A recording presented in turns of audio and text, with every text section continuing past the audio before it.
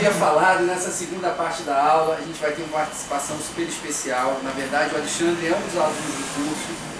E eu sempre chamo a atenção para o fato de que todos nós somos, na vida e na sala de aula, alunos e professores. O tempo todo a gente aprende, o tempo todo a gente ensina.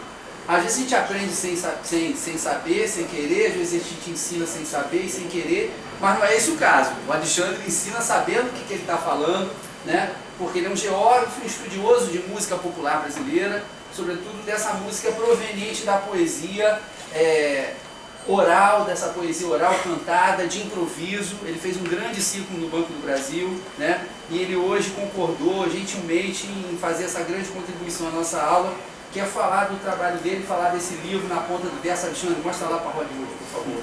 Na ponta do verso. Você corta meu dedo também. Então agora passo a palavra para o nosso querido Alexandre Oliveira Pimentel. Por favor. Valeu, obrigado pelo gentil convite. Não, eu faço parte de uma associação cultural chamada Capuré, uma associação que a gente já fez uma série de projetos aqui, um bando de maluco que resolveu se juntar entre o pessoal que vinha do meio acadêmico mesmo, da etnomusicologia, da antropologia, com o pessoal que vinha da área de produção cultural, que era meu caso. Eu tinha feito geografia e produção cultural. E aí, nesse encontro, eles queriam falar para um público mais amplo do que o público especializado só da universidade, para fazer seus próprios projetos, e tinham uma certa dificuldade em implementar, em realizar. E a gente queria falar de uma maneira mais consistente do que a média dos produtores, que achava que ser produtor é estalar o dedo, achar que tem cultura geral e dar jeito nas coisas rapidinho. Então a gente queria fazer um projeto de pesquisas que fossem respeitados pelo pessoal especializado no ambiente acadêmico, mas ao mesmo tempo falassem para um público mais amplo. Então houve esse encontro em 2002, eu tinha feito um projeto com violeiros no Centro Cultural do Brasil, aí estava pensando já em ter uma figura jurídica própria para poder fazer isso. A gente se encontrou num projeto que eu fiz em homenagem aos rabequeiros também, que foi um projeto chamado de fato Rabequeiros, que aconteceu em 2002 no CCBB. Em 2004 a gente propõe para o Centro Cultural do Banco do Brasil, e aí o mérito aí é da Joana, que é a minha ex-companheira, Joana Correia, e o Daniel Bitter, que hoje é professor de antropologia da UF também. Eles propuseram uma série chamada Na Ponta do Verso, que reunisse uma série de gêneros ou formas marcadas pela questão do improviso versado na cultura popular brasileira.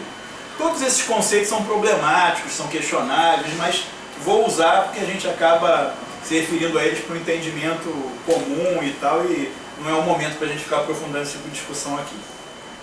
Mas aí nesse encontro, eles me convidam para escrever o texto do folder que tinha no programa do Centro Cultural do Brasil, para dar uma amarração no conjunto de formas que estavam ali representadas. Ali a gente estava reunindo cantadores de viola, o que a gente conhece comumente como repeitistas, né, do Nordeste, aboiadores, que tem na origem do trabalho com gado, uma influência árabe muito forte, né? Maracatu rural, maracatu de baque solto, coco de embolada, partido alto, calangueiros, né, o calango, palhaço de folia de reis, que tem no verso, na chula do palhaço, a questão do verso improvisado, cururu do interior de São Paulo, da região do Médio Tietê, e pajá da gaúcha, que é um gênero talvez o menos conhecido aqui, que é um gênero comum aí dessa região dos Pampas, né? Você viaja aí pela Argentina, Uruguai, Chile, você tem essa cultura dos pajadores que no Brasil foi um pouco retomada a partir de um personagem especial que eu vou falar aqui no final. Detalhe que nós temos 3 gaúchas presentes. Em homenagem vou dedicar inclusive essa leitura. Eu sou gaúcha catarinense. Então ao lado gaúcho aqui, você está mexendo com algumas séries de fronteiras. Eu tenho a impressão que elas são de Blumenau, também são catarinenses. Não, eles são gaúchas autênticas.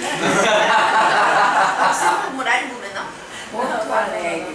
Nossa, nada a ver, então. Eu acho. Porque eu liguei com o alemão, enfim. Não, ela é humana. A gente edita essa parte ou põe na internet? Botafogo, Flamengo, Santa Catarina. Vai tudo, essa vai em capítulos diferentes. E aí nessa série... É que ela estava confundindo, porque ela já falou que é catarinense, mas ela estava aqui falando que ela conhece a pajada. Para você depois, quando estiver exemplificando, pode... Legal, é exatamente dele que eu vou falar aqui, né? E aí o que acontece? Quando eles me chamaram para escrever esse texto, eu fui exatamente pesquisar o que já tinha sido escrito sobre esse gênero, sobre essas formas ligadas à cultura popular. E aí eu tive uma certa dificuldade em reunir materiais para escrever sobre todos esses gêneros um pouquinho, para ter uma informação. Então você tem uma tradição maior de textos que abordaram, né, de pesquisadores brasileiros, a cantoria de viola, o aboio, mas tinha gêneros ou formas aqui, por exemplo, como a pajada, que não tinha nenhum texto publicado no Brasil sobre esse gênero. Então, eu fui recorrer aí a alguns materiais e tal para tentar achar algumas referências. E teve uma referência muito bacana no universo do samba do Ney Lopes.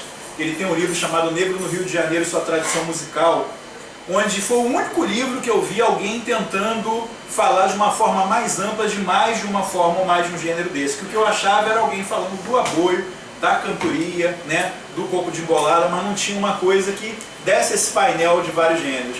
E esse livro do Ney Lopes, não só porque ele vai tentar entender as origens do Partido Alto, e vai falar um pouco desse nos morros do Rio de Janeiro, ele vai falar dessa migração de mineiros, de baianos para a cidade, vai falar da influência, por exemplo, de nordestinos também em relação ao coco de embolada, né, ao verso de improviso do cantador de coco. Ele vai falar um pouco do Catone, por exemplo, em relação ao universo do Calango, né? O Catone é uma figura muito especial da Portela também. Vai falar do Geraldo Babão, do Salgueiro, e da influência nos versos, na forma dele criar os versos do Partido Alto, que é do universo do samba, influenciado pelo coco de embolada. Vai falar como isso chega via rádio, né? A questão da rádio nacional influenciando lugares, e que a partir do Rio de Janeiro essa cultura do samba se torna nacional. E ele vai entrevistar o Catone, vai entrevistar outras figuras. Então, além do texto dele, nos anexos do livro ele tem exatamente entrevistas com esses personagens especificamente, onde eles vão falar um pouco das origens desses gêneros ou formas. Eu fiz o texto lá do catálogo, e dessa ausência de uma publicação, de alguma coisa mais genérica, né, mais geral, que falasse desse conjunto de formas, a gente teve a ideia de, depois da série musical que a gente fez então no Centro Cultural Banco do Brasil em 2005, de fazer uma publicação exatamente que reunisse textos que falassem sobre essa questão da poesia improvisada. No começo a gente pensou em escrever todos os textos, depois pensou em publicar alguns textos que estavam fora de livros em catálogo, e aí a gente chegou a um formato de convidar pessoas para escrever esses textos. Então a gente chegou num critério que era alguém que estivesse muito conectado com esses gêneros. Então não era necessariamente professores universitários que estão escrevendo aqui, tem também, mas eram pessoas que tinham uma ligação orgânica com cada gênero ou forma dessa. Eu pedi uma estrutura meio comum, né? Que falasse um pouquinho do histórico desse gênero, quem são os principais improvisadores, quais são as regras da arte, né? O que caracteriza esse gênero, quais são essas modalidades que estão colocadas, coisa que incomoda muito uma parte do pessoal da antropologia, né? Entrar em detalhes, em questões mais específicas, nas técnicas, em relação a só privilegiar um contexto socioeconômico e tal. Claro que tem abordagem e abordagem dentro da antropologia, mas eu vejo que tem um certo incômodo, né, em achar que isso é só para a área da letra, isso que não é uma coisa que a antropologia veja com tão bons olhos, vamos dizer assim, essa caracterização, essa especificidade de cada gênero ou forma. E aí a gente chegou no nome de muita gente legal. Então Braulio Tavares, que é um grande poeta improvisador, né, um grande escritor, inclusive de ficção científica, onde ele vai juntar coisas que a princípio para as pessoas são muito diferentes, como por exemplo a cantoria de viola e o cordel e a ficção científica, mas que se você for olhar o universo do cordel, né, o universo do cordel ele sempre foi uma espécie de jornal, né, e uma espécie de jornal muito conectado com o que estava acontecendo, onde essas informações eram muito potentes em relação a misturar informações de várias referências, né? Então, o universo, por exemplo, que o Braulio Tavares trabalha de juntar o cordel e o repente, né, com a ficção científica, ele está dentro da própria lógica, da própria narrativa do cordel e de muita trajetória de muitos cantadores que trazem esses universos também para a sua arte, né? Aí, por exemplo, a gente tem, dentro dessas formas ou gêneros, por exemplo, você tem classificações completamente diferentes. A primeira coisa que eu acho que vale a pena falar, uma que o Marcos falou, improvisar não é o tempo inteiro fazer coisas inventadas na hora, né? A questão do improviso, ela é feita de uma combinação entre toda uma vivência, todo um acúmulo, né? Todo vamos dizer assim, uma junção de informações que o poeta tem das regras da sua arte, né? Que ele tem um conjunto de versos tradicionais aos quais ele recorre, mas que ele ao mesmo tempo ele é capaz de moldar a situações específicas. E cada gênero ou forma dessa tem questões muito específicas, por exemplo, em relação à valorização, se é da métrica, da rima, se é da valorização do que é realmente novo, inventado e criado na hora. Se você não vê tanto essa valorização do que é criado na hora, mas vê da capacidade de combinar e citar versos da tradição dessa forma ou desse gênero. Então a gente foi estudar um pouquinho dentro de cada tradição dessas, o que caracterizava cada uma delas. O Siba, por exemplo, fala nisso, né? Quando ele fala no texto dele sobre o maracatu rural, ele fala que, por exemplo, a questão do verso improvisado na hora não é tão importante numa disputa entre os sambadores do maracatu rural, que é o mestre sambador, a figura improvisadora, vamos dizer assim, de verso. É mais conhecida a imagem do caboclo de lança, né? Muito visualmente conhecido dentro do universo do maracatu rural. Muita gente confunde, inclusive, com outro maracatu, que é o maracatu de baque virado, que é um maracatu mais urbano, né? Que tem aí rei e rainha, que tem todo um conjunto, um cortejo, que é outra tradição em relação ao maracatu rural, né? Maracatu rural, o maracatu do caboclo de lança, de cortador de cana, né? E tem a figura do sambador, poeta sambador, que é esse poeta que desafia o outro no encontro desses grupos, vamos dizer, representativos do universo do improviso, que no passado gerava conflito, inclusive físico mesmo. E essa disputa hoje se dá muito mais no universo só do verso, né? Em grande encontro que esses mestres se celebram, mas se desafiam também. Mas ele coloca que a questão da originalidade do verso ser daquele mestre é muito mais importante do que simplesmente improvisar na hora e criar um verso. Agora, que é um crime você citar, por exemplo, versos que não sejam seus e usar um verso de outro mestre para se defender numa disputa dessa.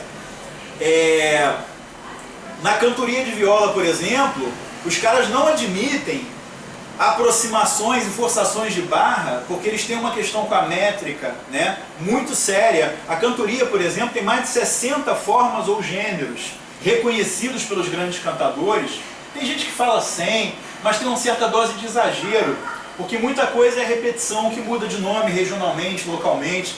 Mas no universo da cantoria de viola, que é o mais sofisticado de todos eles, inclusive mais sofisticado que existiu na Península Ibérica que o precedeu, né, os vários estudiosos falam isso, que quando essas formas chegam aqui no Brasil, de várias tradições, que nos chegam através dos portugueses aqui, estava amalgamado já um monte de influências europeias, né, que Portugal tinha tido dominação moura durante 900 e poucos anos aí, você já tinha influência de migrações e tal, da influência, por exemplo, da tradição de improviso, por exemplo, de regiões do sul da França, de outras regiões que já tinham influenciado essa cultura dos improvisadores portugueses que chegam aqui e nos legam essa tradição, né?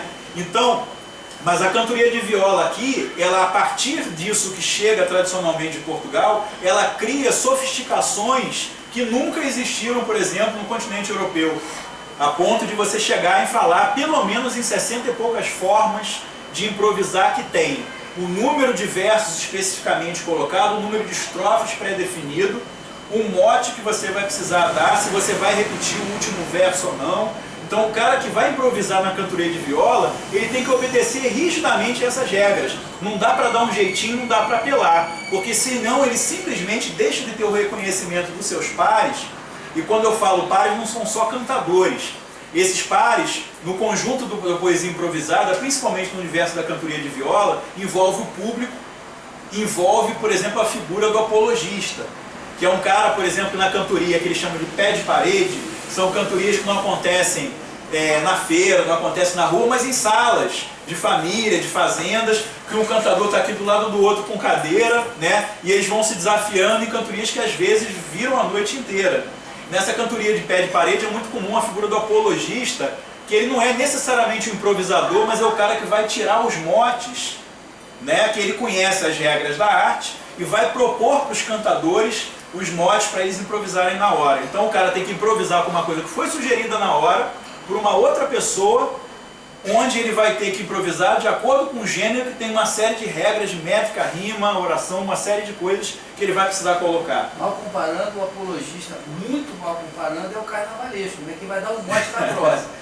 Que vai dar o tema naquele ano, mas naquele caso daquele desafio. Claro, então o cantador, por exemplo, que dá uma aproximada, que não respeita essa rítmica, não respeita a questão do número de verso, não respeita o tipo de verso, dá aquela guaribada, por exemplo, o verso caber para ele se safar de uma determinada situação, ele deixa de ter o reconhecimento dos seus pares, do time entre os grandes cantadores, ele deixa de ter do público que conhece as regras da arte, ele deixa de ter o do apologista, né? Exatamente porque eles se consideram, por exemplo, uma classe meio superior em relação aos outros improvisadores, por exemplo, não reconhecendo no coco de embolada, que tem esse desafio pela rapidez da palavra. A dupla mais conhecida no Brasil foi o Castanho e Caju, Caju e Castanho, né? Ficaram mais conhecidos, mas tem muito mais na rapidez, né, dos versos, na brincadeira e mexer com a plateia, usando inclusive muitos versos já conhecidos, mexer com o careca que está ali, mexer com a pessoa que saiu na hora, mas tem na agilidade do jogo de palavras e dessas combinações, que é difícil a gente fazer, do que necessariamente na métrica, na rima. Então, o grande cantador de viola, ele não reconhece, por exemplo, o coco de embolada como uma arte à sua altura. Aliás, só uma coisa, tem muita gente, por exemplo, tem um poeta lá, o Delei Jacari, que ele diz que assim, que o coco de embolada, o repente nordestino, eu conheço muito pouco dessas coisas todas, mas que eles não perdem nessa capacidade de improvisação, no dinamismo, pro rap, por exemplo, que a gente importa. Eu não sou contra a importação. Isso aí vai ser deglutido que nem as outras coisas foram deglutidas, né? Se não houvesse importação, a gente não existia o Brasil, né? Os portugueses vieram, os africanos vieram, da forma que foi, mas acabou gerando tudo isso. Mas, e uma vez eu assisti uma coisa muito interessante, eu estava na feira de São Cristóvão, e teve um desafio, como hoje tem desafios de rap, né? Você tem batalhas, o rap chama de batalhas de rap, né? Não chama de desafio, mas é a mesma coisa. Mas tinha uma batalha que era entre um cantor de rap e um cantor de repente. E o cantor de repente sapateou em cima do cadáver do cantor de rap. Sapateou em cima do cadáver, porque a quantidade de temas que ele tinha, de versos que ele tinha, que saíram dele, né? A experiência que ele tinha, imagina, de quantas feiras, durante anos e anos, também tinha experiência. Um era um garoto e o outro era um senhor. E que já tinha uma memória fantástica. Foi uma coisa, eu não estou querendo dizer que o repente é superior ao rap, não é isso que eu estou querendo dizer. Eu só estou querendo dizer da riqueza dessas formas. Às vezes a gente importa uma forma, pode importar, pode trazer para brincar aqui com a gente. Mas a gente não deveria, por isso é tão importante a sua fala, né? A gente não deveria desconhecer a riqueza das nossas formas, certo? E que não encontram tanta facilidade de exportação assim, porque não são cantadas em inglês. Né? Por uma coincidência muito grande, eu estava vendo batalha de rap, foi esse fim de semana, e eu achei uma batalha de rap do Emicida com dois repentistas no programa do Ratinho. Eu já assisti. No YouTube, e a coisa não ficou ficou parelho, assim. Depende de quem é o rapper, depende de quem é o repentista, claro. Eu vou postar lá pra vocês, legal, uma coisa engraçada. Bacana. E o que eu achei bem engraçado é o Ratinho falando assim, pela primeira vez na televisão brasileira vocês vão ver uma batalha entre o rap e o repentista. E agora vai lá, não sei o quê. Tem uma série de programas, foi feito pela Fundação Joaquim Nabuco, que foi editado num livro, que isso dá para comprar, e eu comprei, era super barato isso. Era um livro de capa dura que vem com um CD encartado e um DVD com 4 programas de TV sobre cantoria de viola. E esse programa, um dos 4 programas é sobre a relação do rap com o repente. Um é sobre o histórico do repente, o outro é sobre o uso dele em sala de aula e um especificamente sobre a relação entre o rap e o repente. Mas é um material bem bacana também, eu não sei se isso está disponível no YouTube, mas essas publicações são muito legais e acessíveis. Isso vende pela Fundação Joaquim Nabuco, era tipo um preço barato pelo livro que é de capa dura, com CD e DVD encartado. Acho que não chegava a R$40 o preço, era 30 e poucos reais. Você estão intimados a postar lá no nosso grupo do Facebook. Não é grande coisa. O Eudaimonia. Não, mas é interessante, a gente estabelecer essas relações. Aí o que eu estou falando, acho que vale a pena citar, por exemplo, que dentro dessas regras da cantoria, e dos outros gêneros, né? Você tem uma modalidade, uma variedade do que é valorizado por cada forma. Por exemplo, enquanto a cantoria de viola tem um português casto, né, e preza muito por não fazer concessões e aproximações, por exemplo, no universo do cururu, do interior de São Paulo, cururu paulista, a fala caipira, ela é valorizada.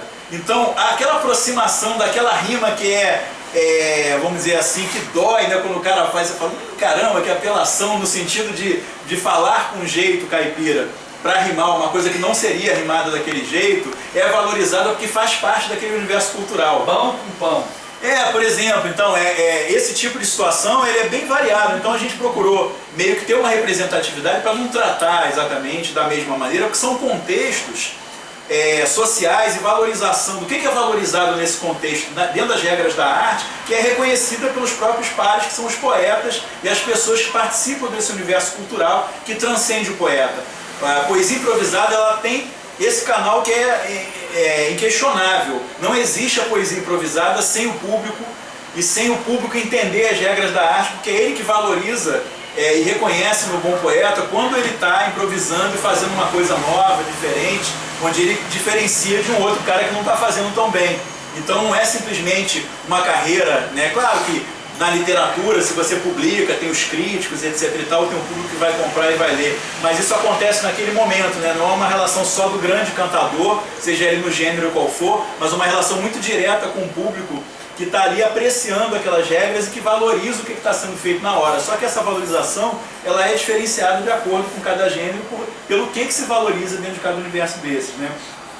Eu acho que vale a pena falar que dessas várias formas de quadras tradicionais, e 7 sílabas e tal, você tem um universo enorme, que eu falei que esse grande mapa, essa grande radiografia da cantoria de viola é o que tem um conjunto de diversificações, né? Mas você tem o que a gente chama de essa Iberoamérica, né, vamos dizer assim, uma marca muito importante, que é do verso, vamos dizer assim, da estrofe de 10 versos. E a maior parte com 7 sílabas. Isso é comum, por exemplo, eu estou pesquisando isso fora do Brasil há alguns anos, né? E tem um livro muito legal que foi reeditado há pouco tempo agora de um poeta improvisador cubano chamado Alex Dias Pimenta, né? Seu parente, quase. Quase. A gente brinca com isso, inclusive, que se fala aí pela internet, que permitiu aproximar, né? E ele fala disso, o Maximiano Trapeiro, que é um professor também das Ilhas Canárias. Então você vê em vários lugares pessoas estudando isso, e essa grande marca que une, vamos dizer assim, não só o continente americano de ponta a ponta, mas vamos dizer assim, essa Iberoamérica, que inclui aí obviamente também Portugal e Espanha, é esse verso, essa estrutura de versos, de 10 versos, que é o mais comum, né? E a estrutura, vamos dizer assim, principalmente a de 7 sílabas. E dentro do universo da cantoria você tem várias, você tem de 10 versos com 10 sílabas, 10 versos com 11 sílabas, mas esse universo dos 10 versos, por exemplo, da estrofe de 10 versos, faz parte dentro da cantoria do que eles chamam de martelo. E aí você tem vários tipos, martelo agalopado, né? E aí você tem subdivisões em relação a isso. Mas a estrutura comum, eu estou com a dificuldade de enxergar aqui, mas é exatamente essa estrutura que vai ser apresentada também em outras formas, como a pajada, que é o que eu vou deixar para o final. Mas é a estrutura onde o verso você tem, né, vamos dizer assim, nomear com letras o que seria esses versos para saber qual combina com qual. Então a estrutura básica, por exemplo, do martelo agalopado dentro da cantoria de viola, seria essa estrofe de versos com A, B, B, A, ou seja, o primeiro está combinando com o quarto, o segundo com o terceiro, né? E aí você tem C, C, D, D e C, né? Então essa estrutura é uma estrutura comum a toda essa região que eu estou chamando de Iberoamérica, né? Que você encontra formas de improviso semelhantes com essa décima, né? Que é o que vai unir em toda essa região que a gente está se referindo, versos específicos. Eu chamaria a atenção aqui, não é dentro dessa estrofe, mas uma história que tem a ver com o curso da gente, que é também desse universo cultural, né? Por exemplo, do cantador tradicional, que tem uma tradição formada na área rural, né? Formada exatamente nessa tradição popular, que pega de pai para filho, né? Que é essa tradição, por exemplo, do Homero, né? Secular, que vai sendo passado os conhecimentos da regra da arte. E também na cantoria de viola é muito comum você ter o cantador chamado culto, né? Que é uma expressão, obviamente, que é pouco adequada, mas no sentido de ser um cara que vai referir à história, vai referir à mitologia, vai se referir a uma série de questões para citar dentro dos versos dele, desafiar o outro e desautorizar o outro com coisas que ele conhece e o outro não conhece. Então tem um encontro aqui que o Braulio Tavares narra, por exemplo, né? O encontro na cantoria entre dois personagens. Eu vou ver se eu acho aqui o verso que eu queria citar. Eu marquei aqui, desmarquei a página, mas deixa eu achar aqui rapidinho.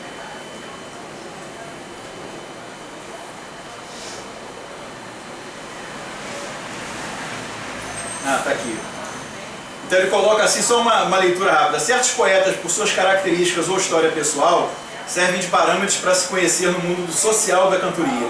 Em 1870, na cidade de Patos, na Paraíba, ocorreu um famoso desafio entre Romano do Teixeira, que era um cantador desses eruditos, vamos dizer assim, e Inácio da Catingueira, do qual foram conservados inúmeros fragmentos, muitos dos quais provavelmente apócrifos.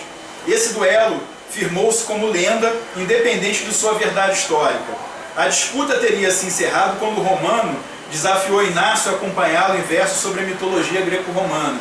Então ele vai exatamente citar Latona, Cibele, Réia, Íris, Vulcano, Netuno, Minerva, Diana, Juno, Anfitrite e Androceia, Vênus, Clímene, Almateia, Plutão, Mercúrio, Teseu, Júpiter, Zólio, Perseu, Apolo, Ceres, Pandora, Inácio, desate agora o nó que Romano deu. E aí ele vai responder exatamente, se o Romano desse jeito, eu não posso acompanhá-lo, se desse um nó em martelo, eu viria desatá-lo, mas como foi ciência, cante só que eu me calo. Então ele não deixa de responder, mas ele faz referência exatamente ao universo cultural que não era o dele, que era desonesto de alguma maneira disputar, ele não tinha elementos para essa disputa, né? Eu achei que valia a pena ler isso, não só para falar dessa diferença dentro da cultura da cantoria, né? De universos completamente diferentes, da valorização do erudito, de uma cultura letrada, mesmo dentro de um gênero marcado pela oralidade, mas também pela referência à questão da antiguidade clássica, que é muito citada pelos grandes poetas. Então o grande cantador hoje, ele tem que estar preparado para tudo, e desse time onde ele se reconhece, é o cara que é capaz de falar sobre qualquer assunto, em qualquer gênero, né? Claro que ele vai ser melhor em alguns gêneros, mas tem alguns que ele não tem como deixar de fazer, porque são clássicos, né? De qualquer desafio, como começar em cestilha, né? E vai complexificando ao longo desse desafio, né? Eu acho que vale a pena passar aí, entre esses vários gêneros e tal, passar para a pajada, que eu acho que é o menos conhecido dessas formas e tal, que é marcada pela essa cultura do Pampa, né, como eu falei, muito comum aí em Uruguai, Argentina, Chile. Vou dedicar então a vocês duas, indiretamente um pouquinho para você também, exatamente por ser uma região considerada sem fronteira no passado, onde essa cultura não respeitava a fronteira política, até porque ela não existia da maneira como a gente conhece hoje.